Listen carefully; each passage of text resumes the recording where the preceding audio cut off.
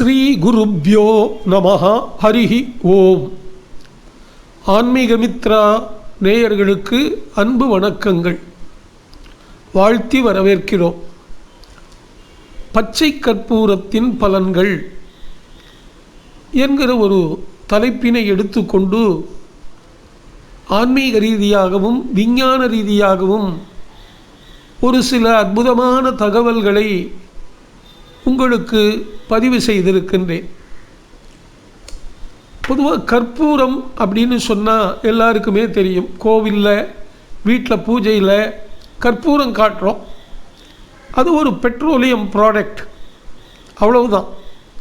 ஆனால் பச்சை கற்பூரங்கிறது வேறு. பச்சை கற்பூரம் வாசனை திரவியமாக பயன்படுகிறது, அலங்கார பொருளாக பயன்படுகிறது. தீர்த்தம் போன்றவைகளிலே, லட்டு போன்றவைகளிலே ருசிக்காகவும் விசேஷ தன்மைக்காகவும் அதனுடைய அற்புதமான பலன்களை கருதி பச்சை கற்பூரத்தை சேர்க்கிறார்கள். பச்சை கற்பூரம்னா பச்சையாக இருக்கும்னு நினைக்க வேண்டாம், அதுவும் வெள்ளையாக இருக்கும். அப்படி கையில் எடுத்து பார்த்தோம்னா அது கண்ணாடி மாதிரி இருக்கும்.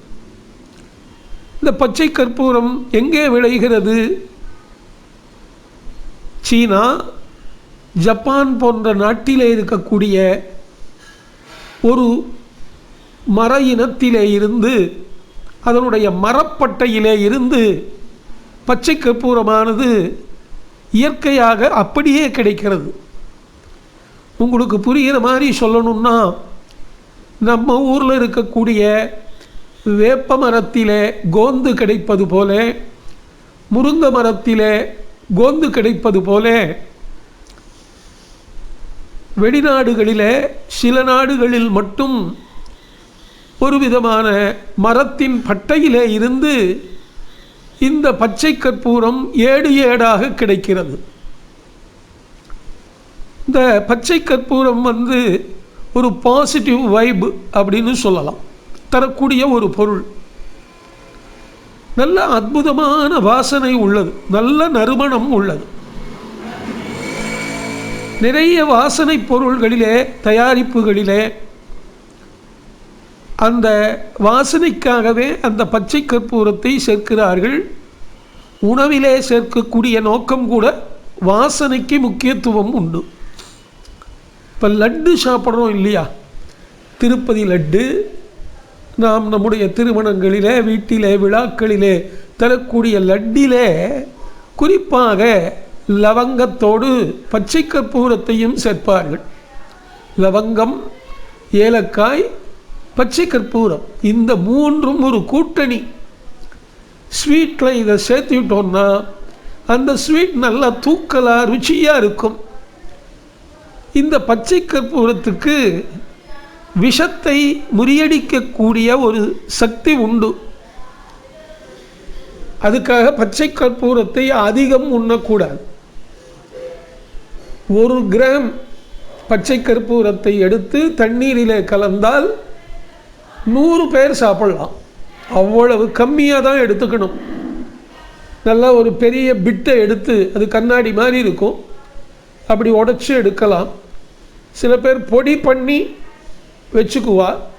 கடையில் கேட்டிங்கன்னா நீங்கள் சின்ன சின்ன சில்லுகளாக கிடைக்கும். கொஞ்சம் 50 கிராம் 100 கிராம்னு கேட்குற போது கட்டி மாதிரி கொடுப்பா. பெரிய கற்பூர கட்டி மாதிரியே இருக்கும். பெரிய கற்பூர கட்டியை இந்த பக்கம் அந்த பக்கம் பார்த்தா ஒரே மாதிரி இருக்கும். இது கண்ணாடி மாதிரி பளபளக்கும், கிறிஸ்டல் மாதிரி இருக்கும். இதை நான் உங்களுக்கு படத்திலே தந்திருக்கிறேன், அந்த படத்தை பாருங்கள். இதை பொதுவாக இடித்து பொடி பண்ணி தான் கலந்துக்குவா, தீர்த்தத்தில் கலப்பா. ஆன்மீக உலகத்திலே 2 கோவில் நாம் அடிக்கடி போகும் கோயில், தமிழ்நாட்டவர்கள். அந்த கோவில் இப்போது ஆந்திராவில் இருக்கிறது. ஒன்று காளஹஸ்தி, இன்னொன்று திருப்பதி. திருப்பதி பெருமாள் அப்படின்னு சொன்ன உடனேயே அவருடைய நெற்றி நாமம்தான் நமக்கு ஞாபகம் வரும். அந்த திருப்பதி பெருமானுடைய நெற்றியிலே இருக்கிற அந்த வெள்ளை நாமம் அதை எதனால் செய்கிறார்கள் தெரியுமா? முழுக்க முழுக்க பச்சை கற்பூரத்தை அளவாக நீர் விட்டு அரைத்து அது ஆறும் வரையிலும் காத்திருந்து பக்குவப்படுத்தி அதை பெருமாளுடைய நெற்றியிலே ஒவ்வொரு வியாழக்கிழமை மாலையிலும் சாற்றப்படுகிறது. அதே போல காளகஸ்தியிலே சிவபெருமான் ஞானப்பிரசூனாம்பிகை சமேதமாக இருக்கிற காளகஸ்தீஸ்வரருக்கு பச்சை கற்பூர அபிஷேகம் தான் அங்கே விசேஷம். அங்கே காளகஸ்தி கோவிலில் சென்றாலே பச்சை கற்பூர அபிஷேகம் என்று போர்டு போட்டிருப்பதை பார்க்கலாம். அதுக்கு ஒரு சிறிய கட்டணம். அடிக்கடி அந்த பச்சை கற்பூர அபிஷேகம் பரிகார பூஜைக்காக வருவர்களுக்கெல்லாம் அடிக்கடி அங்கே செய்வதை நாம் பார்க்கலாம். 6 கால பூஜைக்கு முன்பாகவும் பச்சை கற்பூரத்தை அபிஷேகம் செய்வார்கள், அந்த கவச்சத்தை கழட்டிவிட்டு. இப்படி திருப்பதியின் நாமம் காளகஸ்தீஸ்வரருக்கு அபிஷேகம் என்கிற வகையிலே பச்சை கற்பூரம் பிரசித்தமாக இருக்கிறது. தினமும் வீட்டிலே விக்கிரகம் வைத்து சாலக்கிராமம் முதலானவைகளுக்கு அபிஷேகம் செய்யக்கூடிய எல்லா பக்தர்களுடைய வீடு, குறிப்பாக அந்தணர்களுடைய வீட்டிலே பச்சை கற்பூரம், ஏலக்காய், லவங்கம் ஸ்டாக் வச்சுக்கிட்டே இருப்பாங்க. ஏன்னா அதை தினமும் தீர்த்தத்தில் சேர்க்கணும், அளவாக சேர்ப்பார்கள். அது மட்டுமல்ல, அழகு சாதன பொருட்கள் தயாரிக்கிறார்கள் அல்லவா? அந்த அழகு சாதன பொருட்கள் தயாரிக்கிறவர்களுடைய அநேக கம்பெனிகளிலே பச்சை கற்பூரத்தையும் பர்ச்சேஸ் பண்ணி அது ஒரு ரேஷியோவா சிறிதளவிலே கலக்கிறார்கள். சமையல்ல பாயசத்தில் கூட ஒரு துளி போடுவா, லட்டுக்கு ரொம்ப முக்கியமாக போடுவா. இது ஒரு மருந்து, சளியை கட்டுப்படுத்துகிற ஒரு மருந்தாக இந்த பச்சை கற்பூரம் அமைந்திருக்கிறது. தினசரி பச்சை கற்பூரம் கலந்த துளசி தீர்த்தத்தை சாப்பிட்டு வந்தால் கபம் கரைந்து விடும், சளி கட்டுக்குள் வந்துவிடும், சளியே இல்லாமல் போய்விடும். அதே மாதிரி பச்சை கற்பூரத்துக்கு இன்னொரு விஞ்ஞான ஆதாரம் இருக்கிறது. இது அழுக்கை நீக்கக்கூடிய சக்தி இருக்கு. நம்முடைய உடம்புக்குள்ளே போகிற போது உடம்புக்கு உள்ளே இருக்கிற தேவையற்ற அழுக்குகளை நீக்குகிறது. சில கெமிக்கலில் கூட அழுக்கை நீக்கும் கெமிக்கல் தயாரிக்கக்கூடிய இடத்திலே கூட பச்சை கற்பூரத்தை பயன்படுத்துவதாக நான் அறிந்து கொண்டேன். அடுத்தது, பச்சை கற்பூரமானது ஒரு கிருமி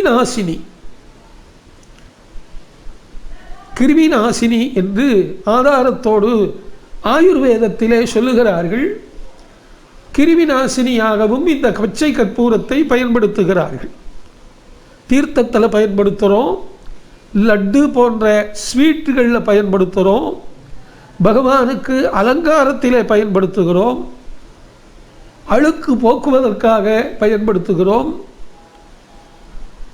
சந்தனம், துளசி, லவங்கம், ஏலக்காய் முதலான 8 பொருள்களை கூட்டாக இட்டு தயாரிக்கப்படுகிற தீர்த்தத்திலே பச்சை கற்பூரத்தை சேர்க்கிறார்கள். இந்த பச்சை கற்பூரத்துக்கு ஏன் லட்டில் சேர்க்கிறா அப்படின்னு கேட்டால், இது பூஞ்சை ஏற்படாமல் தடுக்கிறது. இப்போ பூஞ்சைனா என்னென்னு தெரியும் உங்களுக்கெல்லாம். இந்த பச்சை கற்பூரம் சேர்க்காத லட்டுகளை நீங்கள் பார்த்தீர்கள் என்றால் ஓரிரு நாளிலே அது ஒரு மாதிரி வெள்ளையாக மேலே படர்ந்து வரும் பூஞ்சை. அது ஒரு விஷம். அந்த பூஞ்சை டக்குன்னு ஏற்படாதவாறு அந்த உணவுப் பொருளை பாதுகாக்கிற சக்தி பச்சை கற்பூரத்துக்கு இருக்கிறது. அது மட்டுமல்லாமல் பச்சை கற்பூரத்தை சிறிய அளவில் தீர்த்தமாக குடித்து வருகிறவர்களுக்கு இந்த பேச்சொலி இருக்கிறது அல்லவா, நாக்கு மடங்கி எரளவள கசட தபர ஞன நமன என்கிற உச்சரிப்புகள், பேச்சு நல்லா வரும். இந்த பச்சை கற்பூரத்தை வெற்றிலை பாக்கு தாம்பூலத்திலே கூட ஒரு சிறிதளவு சேர்த்து அந்த தாம்பூலத்தை தரிப்பது வழக்கம். அம்பாளுக்கு லலிதா சகஸ்ரநாமத்திலே தாம்பூல பூரிதமுகி என்று ஒரு நாமாவளி, தாம்பூல பூரிதமுகி அப்படின்னு ஒரு நாமாவளி இருக்குது. அதில் 16 பொருட்கள் சேர்ப்பதாக சகஸ்ரநாம பாஷ்யத்திலே எழுதியிருக்கிறார்கள். அந்த 16 பொருள்களிலே ஒரு வெற்றிலையை எடுத்துக்கொண்டு அந்த வெற்றிலையிலே சேர்க்கப்படுகிற 16 பொருட்களிலே பச்சை கற்பூரமும் ஒன்று. நல்ல வாசனையை தரும். இந்த பச்சை கற்பூரத்துக்கு ஜன தன மனம் வசியம் செய்யக்கூடிய ஒரு சக்தி. அந்த வாசனை, அந்த கூட்டு சேர்க்கையினால் ஏற்படுகிற அற்புதமான விஞ்ஞானத்தன்மை பார்வைக்கும் நல்லா இருக்கும், முகர்ந்து பார்த்தாலும் நல்லா இருக்கும். அது போடப்பட்ட தீர்த்தமும் நல்லா இருக்கும். அது போடப்பட்டிருக்கிற ஸ்வீட்டும் ஜொலிக்கும், கெடாமல் பார்த்து கொள்ளும், வயிற்றின் அழுக்கு நீக்கும், கிருமி நாசினியாக இருக்கும். இப்படி ஜன தன மன வசியத்தை ஏற்படுத்துகின்ற பச்சை கற்பூரம் ஒவ்வொரு வீட்டிலும் இருக்க வேண்டிய பொருள். பண்டிகை காலத்திலாவது நீங்கள் தீர்த்தங்கள் தயாரிக்கிற போது அந்த பச்சை கற்பூரத்தை கொஞ்சம் போடணும். இந்த பெருமாள் கோவிலில் பார்த்தீங்கன்னா 5 வட்டில் வெள்ளியில் வச்சுருப்பா. அதில் ஒன்றில் குங்குமப்பூ, கொஞ்சம் ஒரு சிறிது சந்தனம், துளசி தளம், லவங்கம், ஏலக்காய் போன்ற பொருட்களை சேர்த்து விட்டு பச்சை கற்பூரத்தை பொடித்து உள்ளே சேர்ப்பார்கள். அது சிறிதளவு சேர்ப்பார்கள், ரொம்ப சாப்பிடக்கூடாது. பச்சை கற்பூரம் அதிகமாக சாப்பிட்டா சைடு எஃபெக்ட் உண்டு. அதனால் ரொம்ப ரொம்ப கம்மியாக 1 மில்லிகிராம் 2 மில்லிகிராம் என்கிற அளவிலே தீர்த்தத்திலே சேர்த்து வந்து தினமும் நீங்கள் பருகி வந்தால் சளியின் தொல்லைகள் நீங்கும். அழகு சாதனங்களிலே இது அற்புதமாக பயன்படுகிற ஒரு வாசினி பொருளாக இருக்கிறது. பாசிட்டிவ் வைப் என்று சொல்லக்கூடிய ஒரு வினையை தரக்கூடியதாக இருக்கிற பச்சை கற்பூரத்தை நீங்கள் வீட்டில் வைங்க. இந்த பச்சை கற்பூரத்தை எரியிற விளக்கு, மண் விளக்கு, அகல் விளக்கில் அப்படி அந்த பச்சை கற்பூரத்தை போட்டுட்டிங்கன்னா பெரும் கிருமிகள் எல்லாம் அண்டாது, கொசு தொல்லையே இருக்காது. அதை வேப்பெண்ணெயில் போட்டால் இன்னும் கொஞ்சம் எஃபெக்ட் ஜாஸ்தியாக இருக்கும்.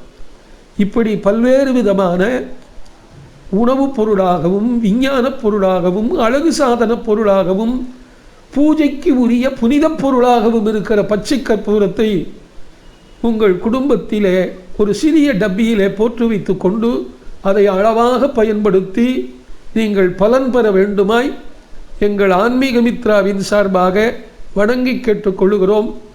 வாழ்க வளர்க. நமஸ்காரம். நன்றி.